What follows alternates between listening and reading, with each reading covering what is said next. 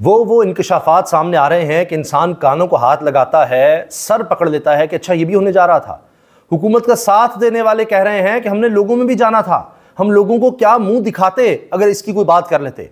जो ड्राफ्ट हमें दिखाया गया, जब उसको देखा ही तो हमारे होश उड़ गए। अस्सलाम वालेकुम नाज़रीन काम, मैं इसलिए मेवान हूँ और हाज़िर हूँ एक नई वीडियो लेके आपके सामने। नाज़रीन काम, बगैर ज़्यादा वक्त ज़ाया किए बढ़ते हैं वीडियो की जानब। आप वीडियो देखिए, फिर उसके ऊपर तबसरा करते हैं। बिस्मिल्लाहिर्रहमानिर्रहीम, अस्सलाम वालेकुम। वो इंकशाफात सामने आ रहे हैं कि इंसान कानों को हाथ लगाता है, सर पकड़ लेता है कि अच्छा ये भी होने जा रहा था। हुकूमत का साथ देने वाले कह रहे हैं कि हमने लोगों में भी जाना था, हम लोगों को क्या मुंह दिखाते अगर इसकी कोई बात कर लेते। जो ड्राफ्ट हमें दिखाया गया, जब उसको देखा ही तो हमारे होश उड़ गए। ये बातें हो रही हैं। लेकिन सबसे पहले तो जनाब शेर की बात करते हैं, शेर अफजल मरवत की बात करते हैं। दूसरे किसी शेर की नहीं मैं कह रहा, जो कागजी या जाली शेर। शेर अफजल मरवत ने तो उस पुलिस को, उस इस्लामाबाद पुलिस को ललकार दिया है कि जो घरों में छापे भी मारती है, जो लोगों के लिए वो कुछ कर जाती है, यानी लोगों के खिलाफ या तहरीक इंसाफ के खिलाफ, जो आज तक तारीख में नहीं हुआ। और बैरिस्टर गौहर के घर छापा कौन भूल सकता है।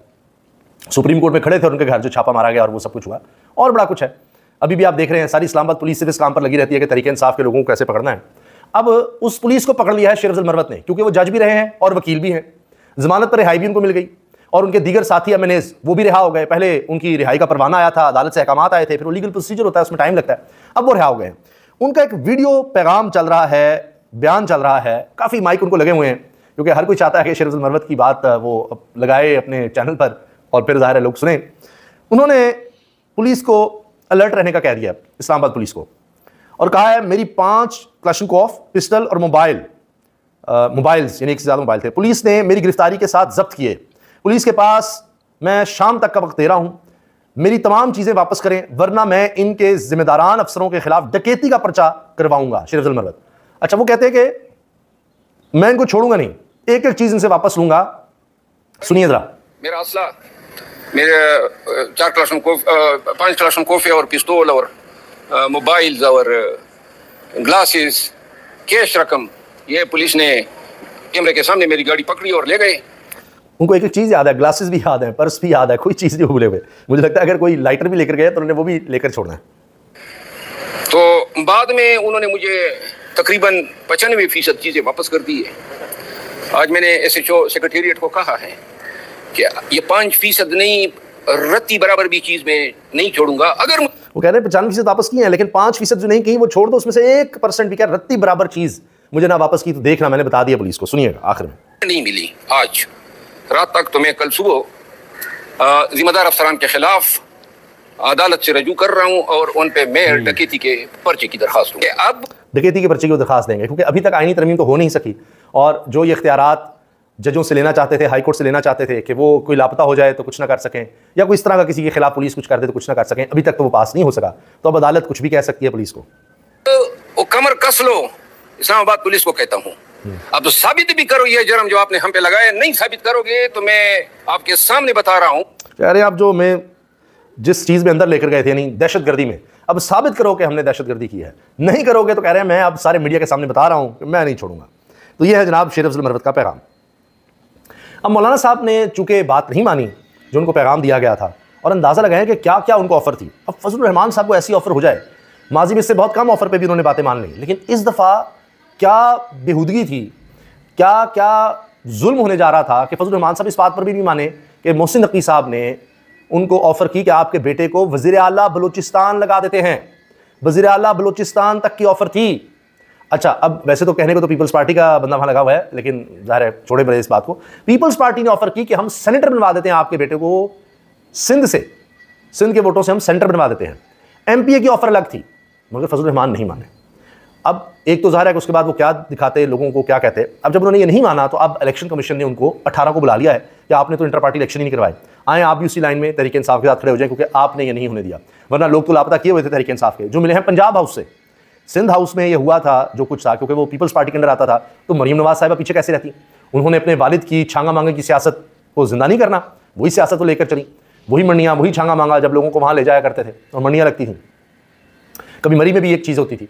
अब वो पंजाब हाउस जो कि पंजाब हुकूमत के अंडर होता है इस्लामाबाद में, इसी तरह KP हाउस है, इस तरह सिंध हाउस है, तो पहले सिंध हाउस से बरामद हुए थे जब तहरीक अदम-ए-इत्तेमाद आई थी इमरान खान के खिलाफ, और अब ये जो वारदात होने जा रही थी इसमें पंजाब हाउस से बरामद कहा जा रहा है जी हो रहे हैं लोग। और एक साहब के तो भाई ने अपने भाई की बाजियाबी के लिए अदालत से भी रुजू कर लिया, जो तहरीक इंसाफ के लोग गायब किए गए थे। अंदाज़ा लगाइए ये सब कुछ हुआ है। तो मौलाना साहब को कहा गया 18 को आप आएँ, इलेक्शन कमीशन में पेश हों। आप चीफ इलेक्शन कमिश्नर को क्यों नहीं 3 साल के लिए और लगने दे रहे थे? आप तो आपके पार्टी इलेक्शन में याद आ गया, आपने करवाई नहीं, पहले नहीं याद आए थे। मगर ये तो 18 को है।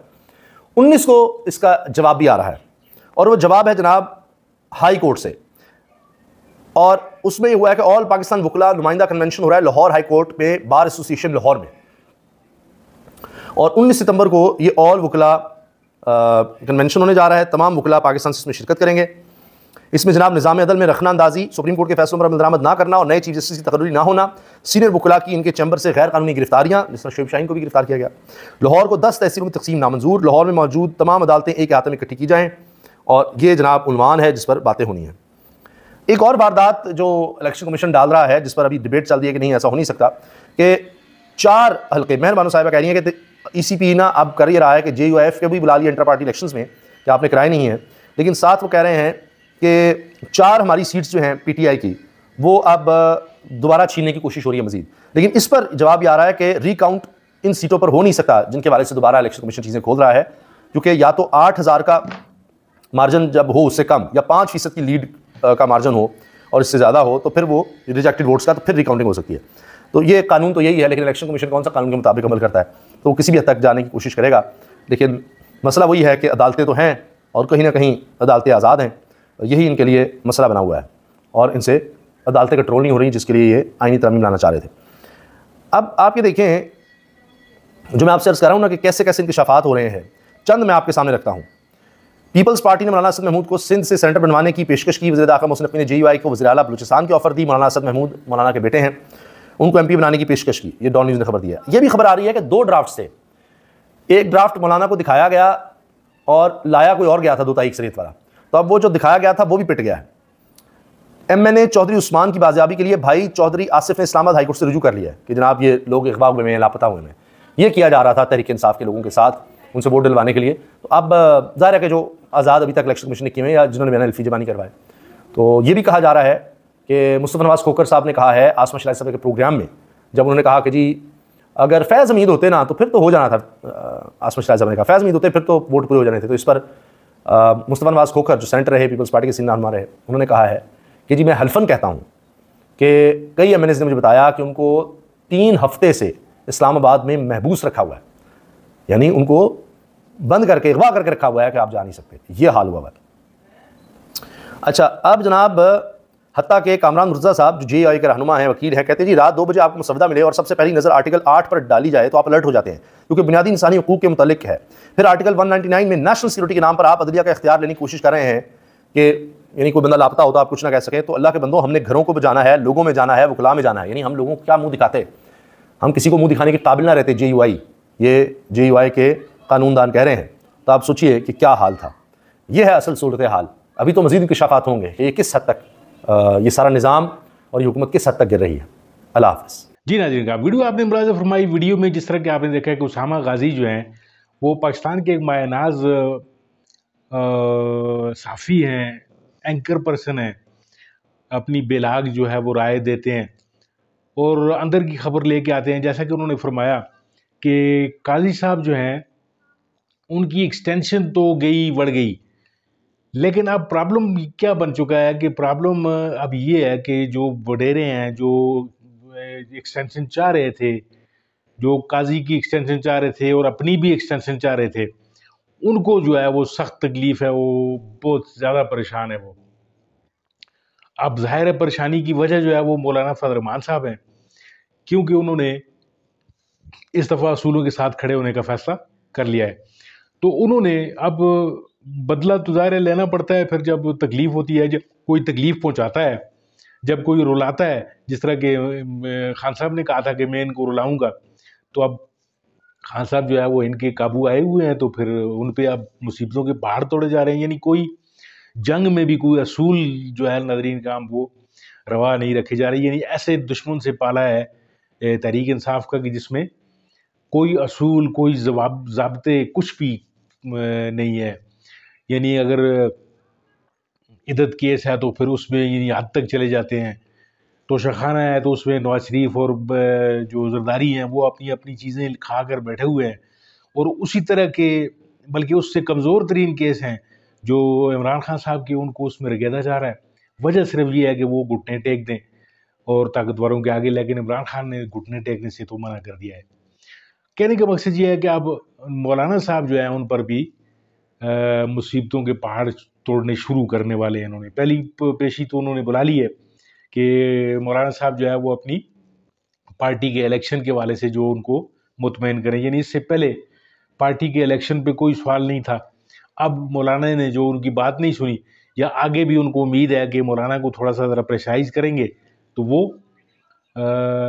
शायद कोई एक आध महीने बाद जो है वो हमारी बात सुन ले, और ये जो तरमीम जो करना चाह रहे हैं, ये काजी से भी ज़्यादा जो तरमीम है, ये इसका फ़ायदा जो है वो आर्मी चीफ को होगा। तो ये कोशिशें कर रहे हैं कि इस तरह की कोई तरमीम जो है वो हर तरह से आए ही आए। तो इसके अलावा शेर अफजल मरवत साहब जो है उनकी रिहाई हुई है, वो आपने सुन ली बात।